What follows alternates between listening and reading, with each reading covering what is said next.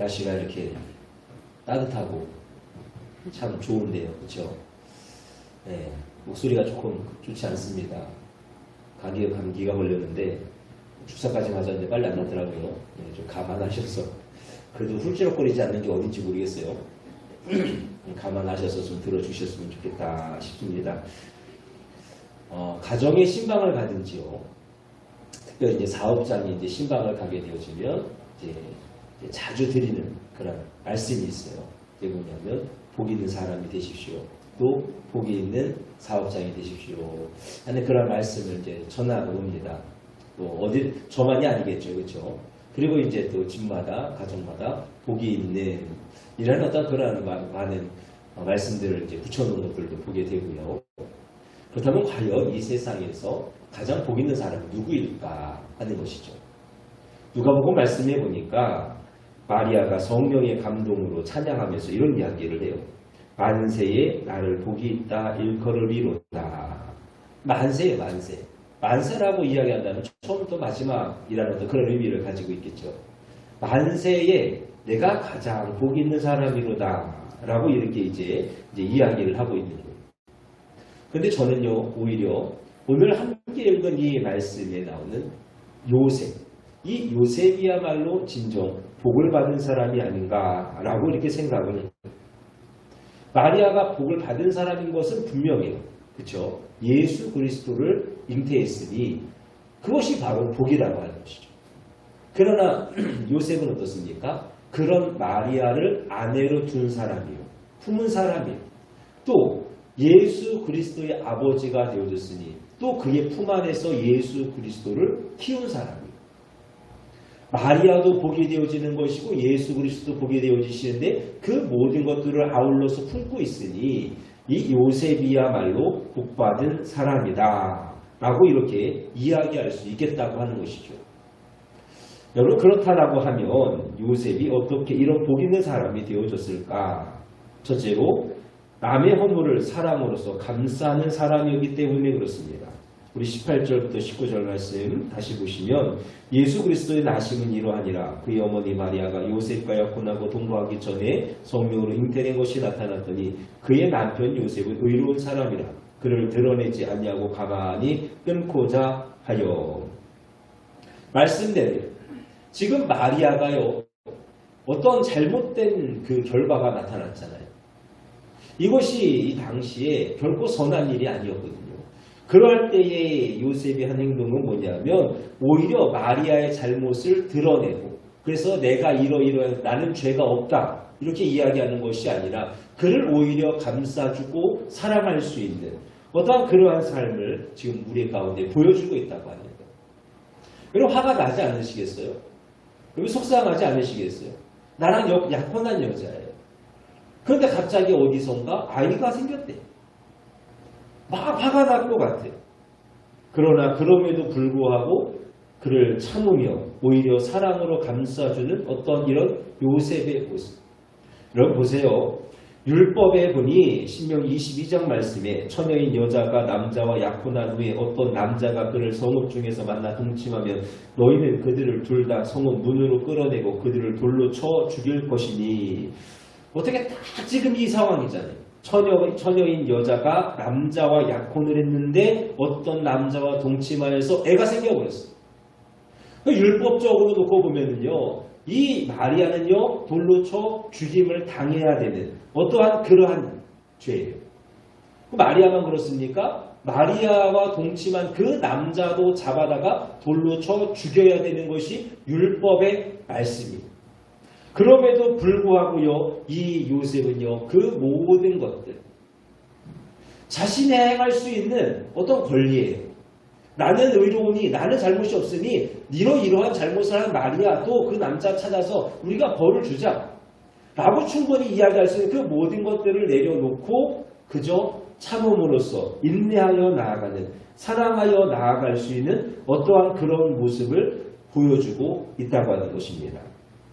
이처럼 사랑으로 감싸고 관용하는 사람에게 복이 임하는 줄로 믿습니다. 여러분 요한복음 14장 21절 말씀이에요. 나의 계명을 지키는 자라야 나를 사랑하는 자니 나를 사랑하는 자는 내 아버지께 사랑을 받을 것이요 나도 그를 사랑하여 그에게 나를 나타내리라 하셨어요. 여러분, 나의 계명을 지키는 자, 하나님께서 예수님께서 말씀하신 나의 계명이 뭐겠습니까? 여러분, 어려운 거 아니에요. 하나님 사랑하고 이웃을 사랑하는 거잖아요. 내가 예수 그리스도를 믿음으로 인하여서 내가 그분의 사랑 안에 거하면서 내 이웃을 사랑하는 것, 그것이 하나님이 주시는, 예수님이 허락하시는, 우리 가운데 주시는 계명이란 말이에요. 사랑하며 나아가는 그 자에게는요, 하나님이 사랑하여 주시고 예수님이 사랑하여 주시고 또 성령께서 나타내 주시리라 하시는 이 약속의 말씀. 여러분, 이것보다 복된 것이 있겠습니까? 하나님이 나를 사랑하신다고 말씀해요. 예수님이 나를 사랑하신다고 말씀해요. 성령께서 나타나 주셔서 너가 하나님 사랑하고 예수님 사랑하니 나도 너희를 이렇게 사랑하는 거예요. 하신 이 사랑의 표현만큼 복된 것이 있겠냐는. 그러니 우리가 어떻게 살아가야 되겠습니까? 사랑하며 살아갈 수 있는, 철저히 사랑할 수 있는 자들이 되어줄 수 있어야 돼요. 물론 그렇게 이야기할 수도 있어요. 아니, 저 사람 어떻게 용서합니까? 저 사람 어떻게 그렇게 사랑할 수 있습니까? 나한테 한 일이 어떤데, 지금 우리 가운데 얼마나 많은 일들이 있는데 내가 그것을 참습니까? 용서합니까? 라고 말할 수 있어요. 제가 군대 이야기 몇 개 한 거 없지만 그때 드렸던 말씀 중에 하나가 그거잖아요.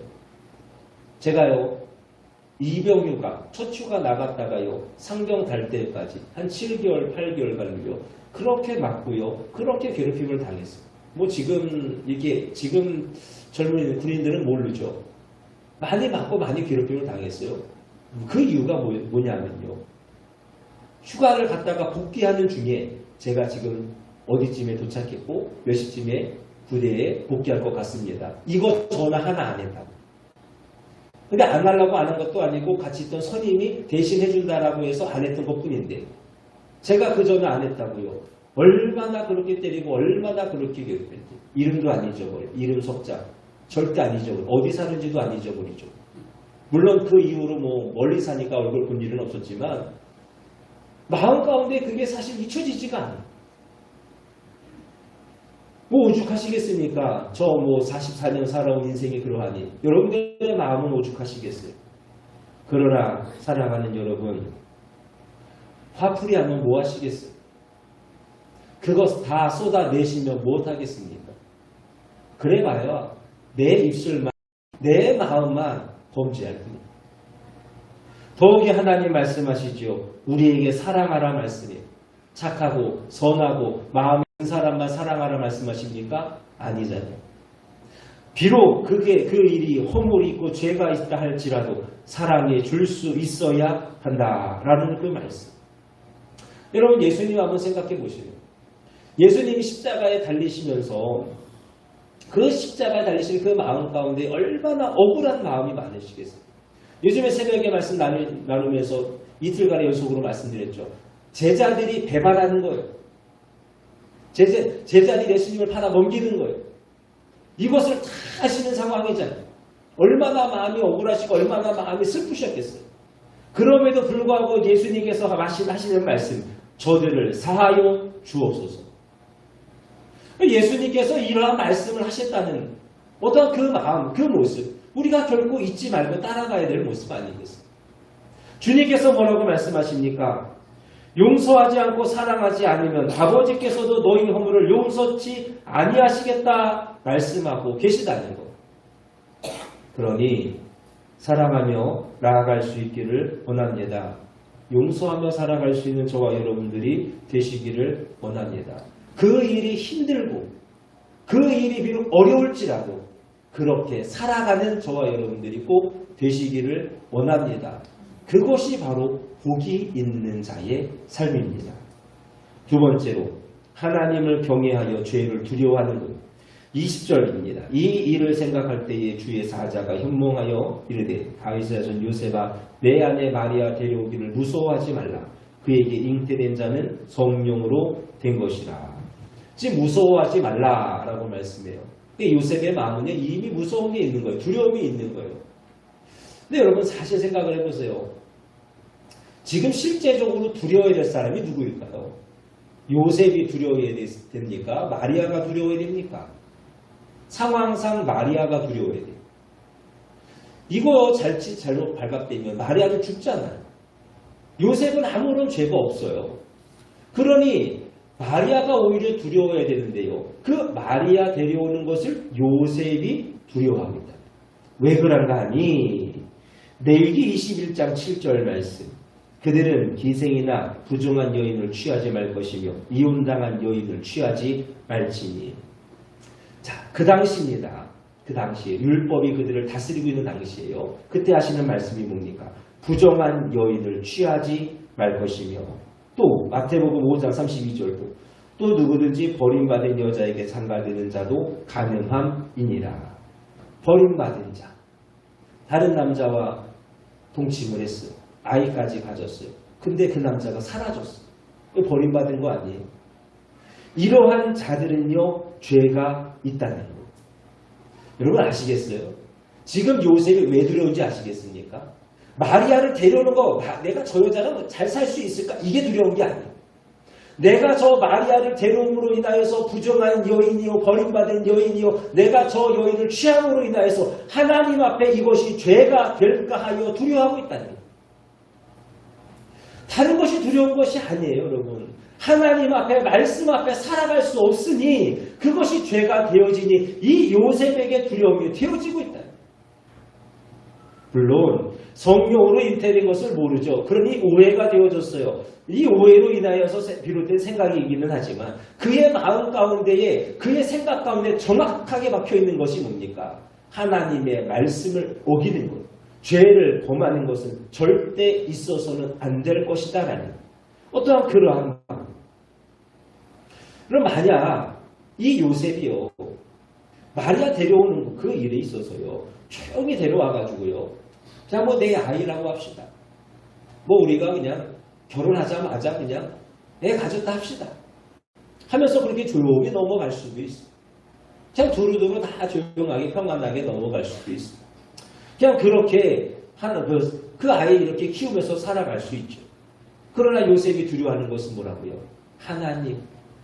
분명히 죄라 말씀하시는 그 거룩하신 하나님의 두려움이 하나님의 말씀을 어길 수 없었다라는 거예요.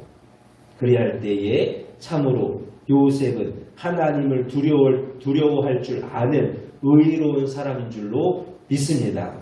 여러분, 신앙의 믿음의 어떤 성장을 바라볼 때에 하나님을 두려워할 줄만 알면 어느 정도 그 믿음은 된 믿음인 것 같아요. 하룻강아지 곧 무서운지 모른다라는 그런 속담이 있죠. 하룻강아지가 뭐 1년 된 강아지다 뭐 이런 이야기들을 하더라고요. 어쨌든 작은 강아지잖아요. 근데요, 왜 범을 무서워하지 않을까요? 세상 물정 모르니까 무서워하지 않는 거예요.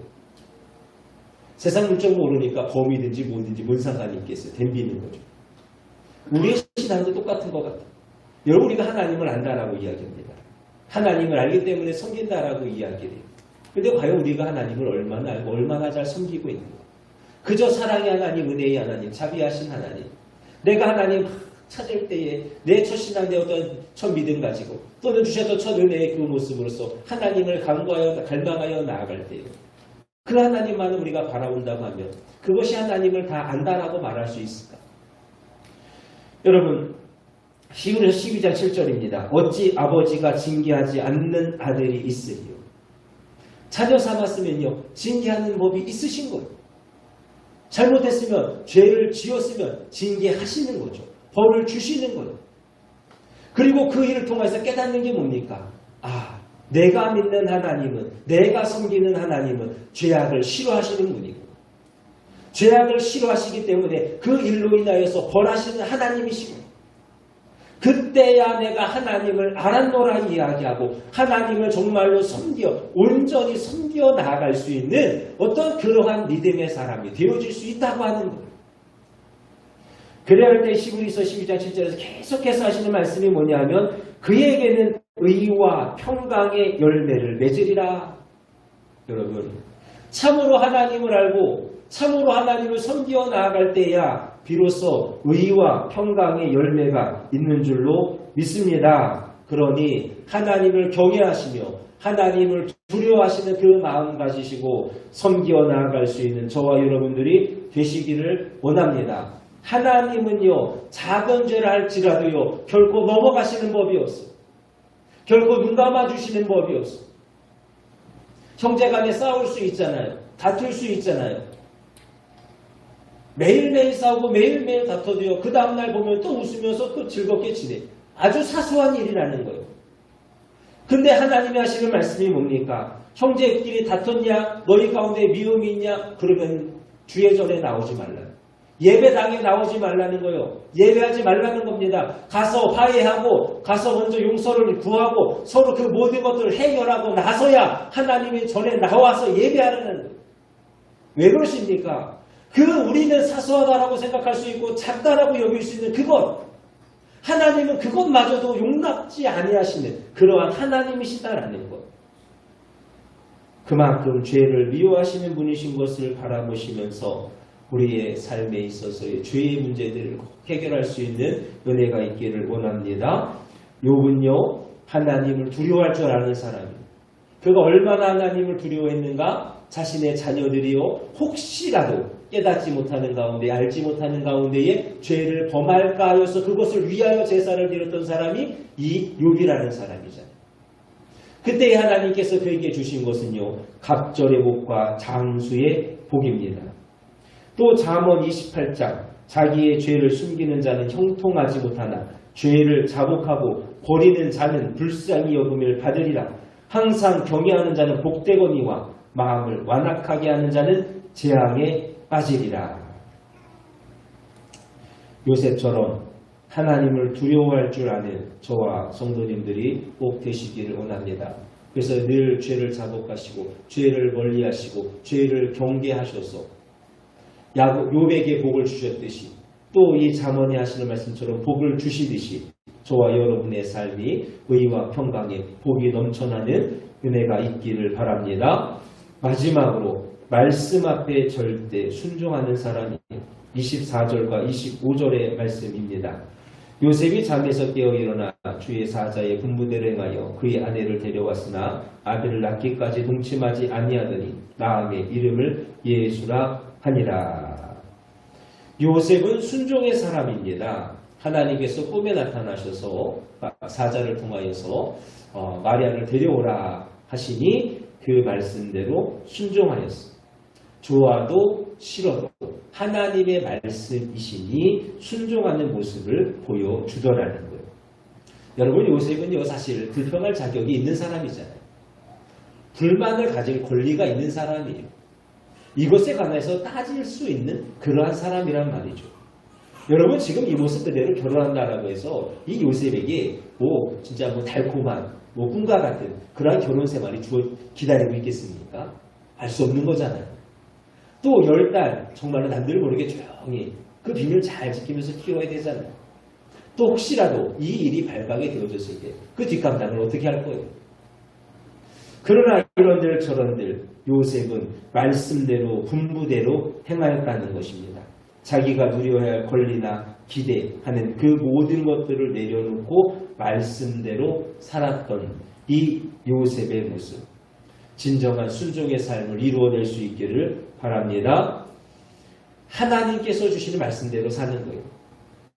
하나님이 주시는 그 말씀을 바라보시면서 가지도 마시고 또 감하지도 마시고 그 있는 그대로의 말씀을 지키며 살아가는 것.